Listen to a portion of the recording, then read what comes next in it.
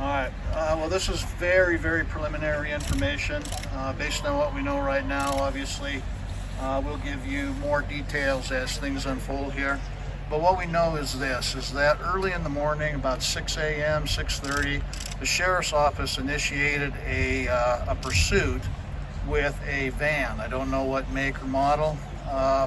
Initially, it was just for a traffic violation. They had that pursuit go on for a little while, and then they ended up terminating.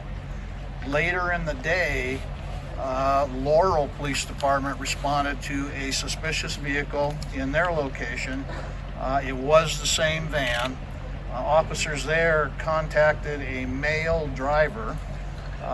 He was acting suspicious, didn't cooperate with officers' instructions, ultimately made it back into the van. They had been out speaking, and then fled the area. That started a pursuit which headed east towards Billings. Along the way, the sheriff's office and highway patrol joined in that pursuit, and it went numerous locations around the west end of Billings and a little bit further west.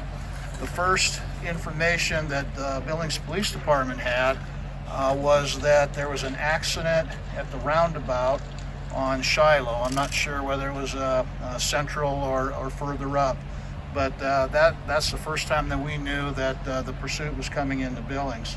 Again, the pursuit continues. We're not involved at this point. It ends up in the area of 43rd and Avenue E, and at that point the van crashes. Two occupants get out, a male and a female, and they flee the area on foot. And deputies and officers and patrolmen are watching this. They notice that the male has a handgun with him. Not sure if it was pointed at anybody at that point or up in the air, but they did notice a handgun. They also noticed that as the two came into this neighborhood specifically, they were going from house to house checking on doors, presumably trying to find something that was open. They lost sight of them around the side of a house. I'm not sure what the number is down the street there. That's the one where all the officers' attention is.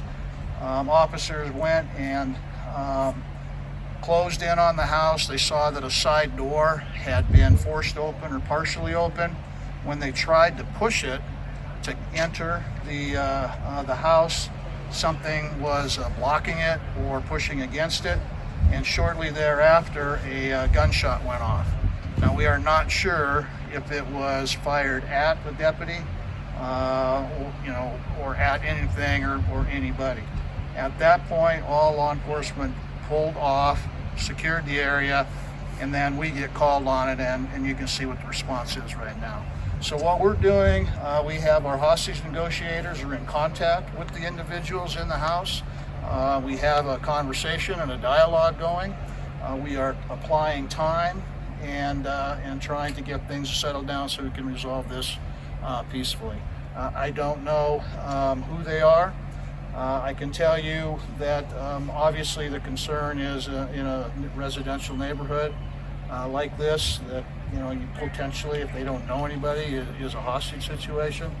And the other thing I neglected to mention, that this individual, the male specifically, is potentially a suspect in our shooting in the 4100 block of King Avenue East, and a subsequent search of the van that was crashed and abandoned. Officers and deputies discovered a body in there. So we have multiple crime scenes right now, but the focus as we speak is to get this situation resolved peacefully, and then we'll sort out all the rest from there. That's quite a bit of detail for me not having a bunch of detail. And we'll follow up with more. I'll probably set a time when we get some more information for you, and we'll have another brief. I'll take any questions you have at this point. Chief, a lot of the jurisdictions involved here. Who's in charge of this? BPD is in charge of this right now. We've taken over tactical control of this. We have a lot of resources and assets up. The one thing I would ask of the media is that you please don't live stream the location of our officers or any movements. If you can save that for later, or at least ask us if you're going to do that. That's just a safety thing that we would hope you would abide by. But yeah, like I said, the scene itself right here, right now, belongs to the police department. The pursuit, the wreck, and all that type of stuff will sort out. Obviously, we need to contend with the body that we find out what the situation is there. But you know, a lot of significant incidents taking place, which warrants a high-level response in what you have right now. Can you release the location of where the van ended up? It's in that 43rd and Avenue E area. I don't know exactly. Yeah, something wrong. Like I said, I just have general information on what took place and what we're doing right here, right now. My main concern is to get this thing resolved as peaceful as we can. And then just to clarify, so both the man and the woman, they're both barricaded inside the home right now? Correct.